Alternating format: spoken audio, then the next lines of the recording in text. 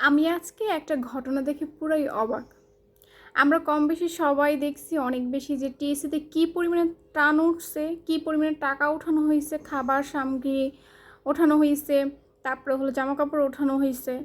তো এগুলো কিন্তু পুরো একদম পাহাড়ের মতো এক এক জায়গায় বুট দিয়ে রাখছে। তো আমি আজকে একটা পোস্ট দেখলাম যে নোয়াখালী একটা ভাইয়া পোস্ট করছে এরকম যে মানে টিএসিতে বৃষ্টিতে খাবার নষ্ট হইতেছে, এই যে পাহাড়ের মতো ভুট দিয়ে রাখছে খাবার, মানে পানিতে, বৃষ্টি পানিতে নষ্ট হইতেছে, নেওয়ার মতো কেউ নাই, মানে তাদের কাছে যে পৌঁছে দিবে তেমন কেউ নাই। কিন্তু টাকা উঠানোর সময় কিন্তু সবাই একদম লাইন ধরে টাকা উঠাইছে, এত তো মানুষ মিলে টাকা উঠাইছে, এখন যে তাদের কাছে পৌঁছায় দিবে পৌঁছে দেওয়ার মতো মানুষ নেই।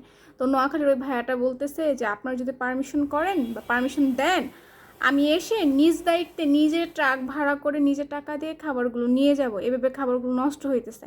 আমি জানি আমার কথা অনেকে বিশ্বাস করবে না, আমি আপনাদের দেখাচ্ছি পোস্টটা, চলেন দেখবেন।